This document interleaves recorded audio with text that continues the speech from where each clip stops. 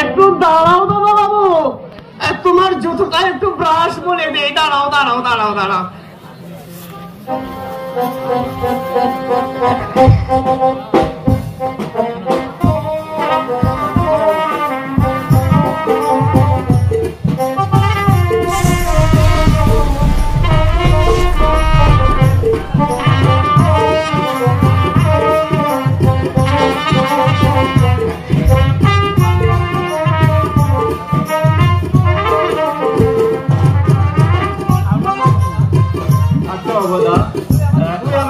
ভালোবাসিস কেন? আমার গায়ে কাঁটা ফুটলে মনে হয় তোর বুকে শিল বিদ্ধ হয়ে। মা বুঝি তার ছেলেকে এতটা ভালোবাসে না, অথচ তুই আমার চাকর। কেন ভালোবাসি জানো দাদা বাবু? তুমি আমাকে খেতে দাও, পড়তে দাও, মাসে মাসে মাইনে দিচ্ছ, অসুখ বিসুখ হলে ডাক্তার দেখাও। তাই বুঝি? ওসব বাজে কথা। সব বাবুরাই চাকরদের মাইনে দেয়, চাকররাও তাদের যথাসাধ্য কর্তব্য পালন করে, কিন্তু তোর কাজের মধ্যে কোনো কর্তব্য বোধ নেই। আছে আন্তরিক স্নেহ ভালোবাসা, যেটা টাকা দিলেও মিলে না। আচ্ছা দাদা বাবু, আমাকে দিন কয়েকের জন্য ছুটি দেবে? ছুটি? ছুটি নিয়ে কোথায় যাবি? আমার মাকে দেখতে যাব। মা? তোর মা? তোর মা বেঁচে আছে? কই, কোনোদিন তো বলিসনি। আমি এতদিন তাদের খোঁজ পাইনি। শুনলাম শহরতলির একটা বস্তিতে বাড়া থাকে, ভাইটা নাকি পুলিশের হাতে ধরা পড়েছে। তাই আমি একটিবার গিয়ে দেখেছি আসবো। ভাগ্য দাদা বাবু, ভাগ্য, সবই ভাগ্য। নইলে ভাইটা পুলিশের হাতে ধরা পড়বে কেন? পুলিশের হাতে ধরা পড়বে কেন? আমি জানি চিন্তাই সে করিনি, চিন্তাই সে করতে পারে না। শুনেছিলাম মা তাকে বিয়ে পাশ করিয়েছে। নিশ্চয়ই কেউ ষড়যন্ত্র করে ভাইকে জেলে ঢুকিয়েছে। নইলে সমাজ বিরোধী সে হতে পারে না, হতে পারে না।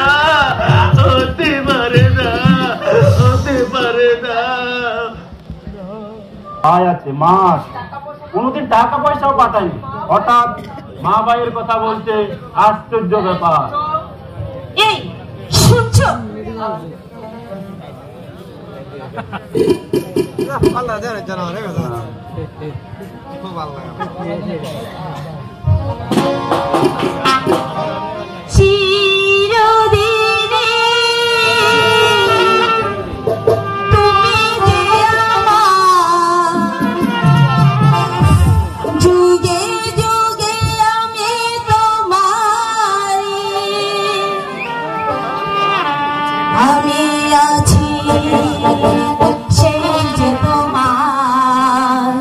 তুমি আছো সে আমারি।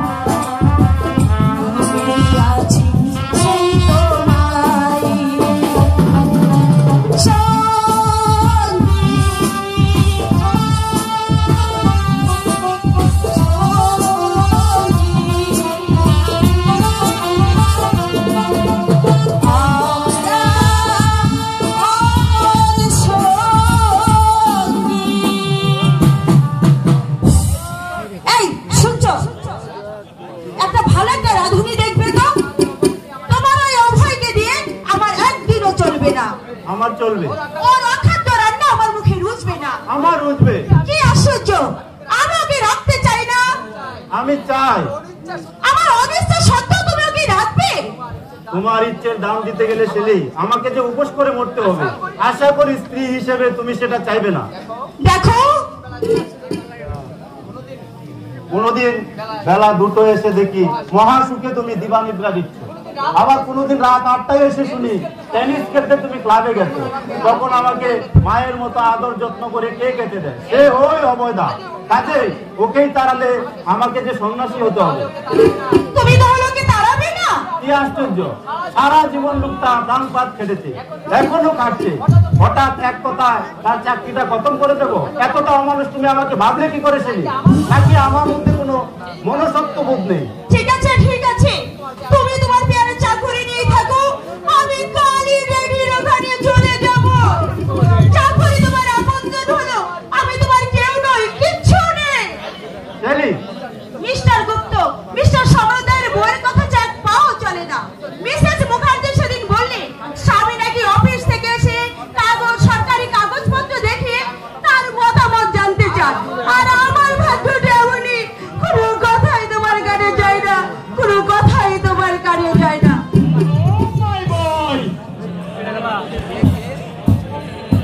অফিসে বলেন সমুদয়? হ্যাঁ তোমার সঙ্গে আমার কিছু আলোচনা ছিল। বলুন। কিছুদিন আগে আমাদের ওখানে এক সমাজ বিরোধী মাস্তান ধরা পড়েছে। এক মুদির 2000 টাকা ছিনতাইয়ের সময় হাতে নাতে ধরে ফেলছে পুলিশ। কে ধরা পড়েছে ড্যাডি? তুমি তাকে চিনবে না মামুনি। এরা সব উঠতি মাস্তান, সমাজ জীবনের এক মস্ত বড় অভিশাপ। এরা 20 শতাব্দীর জঞ্জাল।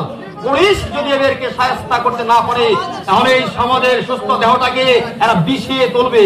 তাই কল্যাণকে বলেছিলাম এই সব সমাজের দুষ্ট কত। আমাকে আপনি কি করতে বলছেন? আমার ইচ্ছে তুমি নিজে কেসটা চেক আপ করো, বদমাশটা যেন বছর 3 শাস্তি হয়। সাধারণ নাগরিকেরা এদের ভয়ে সন্ত্রস্ত। এরা মানব সভ্যতার জঞ্জাল। আর যারা আইনের মুখে জুতো মেরে রন্ধ্র পথে লক্ষ লক্ষ টাকা রোজগার করছে, তারা কি সভ্য সমাজের কলঙ্ক নয়? 25 বছর আগে আমি যদি কাউকে খুবই গরিব দেখি আর আজ যদি লোকটা কোটিপতি হয়, তাহলে কি মনে প্রশ্ন জানি না লোকটা কি করে কোটিপতি হলো? কোন রন্ধ্র পথে কুবেরের পান্ডারের চাবিকাঠি তার হাতে এলো? আচ্ছা ভাই, তুই কি আমাকে লক্ষ্য করে কথাগুলো বলছিস? না বাবু না, আমি কারো নাম করতে চাই না। আমি শুধু জেলা পুলিশের বড় কঠার কাছে অভিযোগ করছে, অনুসন্ধান করে আইনের রক্ষক কেন শত শত শিক্ষিত তরুণের দল অবক্ষয়ের হতে যাচ্ছে। কোন সুরঙ্গ পথে রোজগার করে একদল মানুষ টাকার পাহাড় জমেছে। হলেও একজন নাগরিক হিসাবে আমি সেই অভিযোগ দিয়ে গেলাম। অনুসন্ধান করো আইনের রক্ষক, অনুসন্ধান করো, অনুসন্ধান করো অভিযোগের, অনুসন্ধান করো অভিযোগের, অনুসন্ধান করো অভিযোগের, অনুসন্ধান করো। যুগের হাওয়া দেখছি উল্টে যাচ্ছে। বাড়ির চাকরও তার মরিদকে উপদেশ দেয়। যে বলে দেশের অগ্রগতি হয়নি। শুনলে তুমি তোমার পেয়ারের চাকরের কথাগুলো শুনলে? অবয়দার সঙ্গে আমিও সম্পূর্ণ একমত ছিলাম। কি বলতে চাও তুমি? অবয়দার মতো আমারও দৃঢ় বিশ্বাস, মানুষ অপরাধী হয়ে জন্মায় না। পারিপার্শ্বিক আবহাওয়া মানুষকে অপরাধী সাজায়। সমাজে এক শ্রেণীর মানুষ আছে যারা রন্ধ্রপথে রোজগার করে ধনী হয়েছে, আইন এদের নাগাল পাচ্ছে না। কতবার জেলে শুনে আমরা আইনের লোকেরা চোখ বুঝে আছি। আমার অনুরোধ না হলে তুমি রক্ষা করবে না? আমাকে মার্জনা করবে না। আইন তার নিজস্ব পথ ধরেই চলবে। ছেলেটা যদি অপরাধ করেই থাকে শাস্তি সে নিশ্চয়ই পাবে। কিন্তু আমি বুঝতে পারছি না এই সামান্য কেসটা নিয়ে আপনি এত মাথা ঘামাচ্ছেন কেন? আমি মাথা ঘামাচ্ছি? কি আশ্চর্য! আমার ড্যাডি ওই গ্রামের নেতৃস্থানীয় ব্যক্তি, সেখানে যদি কোনো অসামাজিক ঘটনা ঘটে আমার ড্যাডি তাতে ইন্টারফেয়ার করবে না? আচ্ছা, এই কেসটার সঙ্গে আমার ব্যক্তিগত মর্যাদা জড়িত। কেসটা তোমাকে চেক আপ করতেই হবে। ওখানে থানা অফিসার ঠিক সেইভাবে রিপোর্ট পাঠাবে। আমি চাই মিনিমাম 3 বছর শাস্তি হোক বদমাস্টার। আমাকে ক্ষমা করবেন, আপনার মর্যাদা রক্ষার জন্য আইনের অপপ্রয়োগ করা আমার পক্ষে সম্ভব নয়। যদি চিন্তায় কেস প্রমাণিত হয় তাহলে আইনের বিধানে মাস 3 সাজা হতে পারে ওই ছেলেটার। আমার বাবার জন্য, তোমার বাবার জন্য কেন ছিলি? আমার বাবা কিংবা স্বয়ং বিধাতাও এসে যদি অনুরোধ করে আইন লঙ্ঘন করতে, আমি তার সবিনয় প্রত্যাখ্যান করব। আশা করি আমার স্পষ্ট জবাবে আপনি রুষ্ট হবেন না। একটা অপদার্থ। শেরি, বিয়ের আগে এই লোকটা তুমি সুখ্যাতি করতে জানি, বলতে ছেলেটি একটি জিনিয়াস। দেখলে বিদ্যুৎ যেমন একঘামে করে চলে গেল, এত করে তুমি অনুরোধ করলে। অনেস্টির ভূত ওর মাথায় চেপেছে মামুনি। এই বয়সে কত অনেস্ট মেনকে দেখলাম, নতুন পাস করে বেরিয়েছে। 2-4 বছর যাক, দেখবি তখন অন্য মানুষ। নমস্কার। নমস্কার ব্যবসায়ী। নমস্কার। কখন এলেন? এই তো একটু আগে। আপনার সঙ্গে আমার কিছু আলোচনা ছিল বিআই মশাই। তোমরা কথা বলো, আমি তোমাদের খাবারের ব্যবস্থা করছি। ড্যাডি, দেরি করো না ড্যাডি, দেরি করে খেলে তোমার আবার শরীর খারাপ করবে। তাড়াতাড়ি এসো। বলুন, আপনি যে শিবনাথ রায়ের ছেলেকে পুষ্য নিয়েছিলেন, এই কথা তো আমাকে বলেননি। হঠাৎ এ প্রশ্ন করছেন কেন? কল্যাণ কি আপনার সঙ্গে কোনো খারাপ আচরণ করেছে? না না না, সেরকম কিছু নয়। তবে ওরা তো কাছাকাছি থাকে, যে কোনো দিন কল্যাণের সঙ্গে যোগাযোগ করতে পারে। আপনি হয়তো জানেন না, কল্যাণের বড় ভাই দীপক চিন্তাই কেসে ধরা পড়ে জেল হাজতে আছে। জানেন? হ্যাঁ, শিবনাথ আমার বাড়িতে এসে সর্বনাশ! হঠাৎ যদি এখানে এসে হাজির হয় আর কল্যাণ যদি জানতে পারে শিবনাথ রায় তার বাবা, তাহলে ওর সব সহানুভূতি ওদের উপরে গিয়ে পড়বে। আপনি এসব জেনে শুনে কি করে নিশ্চিন্তে আছেন আমি ভেবেই পাচ্ছি না। আচ্ছা আচ্ছা ব্যবসায়ী, বলুন। আপনার তো উপর মহলে খুবই প্রভাব প্রতিপত্তি আছে, তাই না? হ্যাঁ, তা আছে। কোন রকম যদি কল্যাণকে এখান থেকে অন্যত্র বদলি করে দিতে পারেন। আমি সব পারি। দিনকে রাত, রাতকে দিন বানানোর ক্ষমতা আমার। সৎ লোককে পারি চোর সাজাতে, আবার চোরকে পারি সমাজের মাথায় তুলতে। তাই যদি পারেন তাহলে আমি আপনার কাছে চিরকৃতজ্ঞ থাকব। আর সেই অবৈধটাকে দূর করে দিতে হবে। ও হচ্ছে শিবনাথ রায়ের পুরানো চাকর। যত নষ্টের মূল হচ্ছে ওই শয়তানটা। খারাপ জায়গাকে আমি 2 চোখে দেখতে পারি। আসুন বিয়ে মশাই, আমরা চাকে আলোচনা করি। তাই চলুন। দীপুকে মিথ্যা মামলা করে এসে সঞ্জয় স্যার আর আমি বাচ্চা বিরোধকে আমি চেপে ধরেছিলাম। সে বললো সঞ্জয় বাবু আমাকে যা শিখিয়ে দিয়েছে আমি তাই করেছি। সবই বুঝতে পারছি মাইকেল, কিন্তু পুলিশ যখন ধরেছে মামলা যা হবার হবে। তবে সঞ্জয় বাবু চেষ্টা করবে ওর যাতে কঠিন শাস্তি হয়। ওনার জামাই পুলিশ সুপার।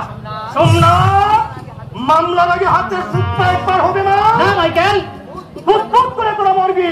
আমারও সব ডর বই নেই। ফাঁসিমার হুকুম পেলে আজীবনটাকে রাস্তায় করে আচ্ছা করে দুয়াই দেব। তাতে যদি 6 মাসের জেল হয় তার জন্য আমি প্রস্তুত।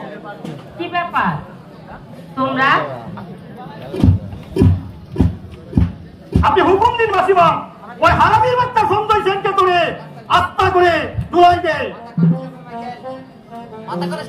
মাথা খারাপ করিস না মাইকেল, কেসটা খারাপ হয়ে যাবে। কি খারাপ হবে শুনি? জেল না হয় ফাঁসি, তাতে কি? মরতে তো হবে।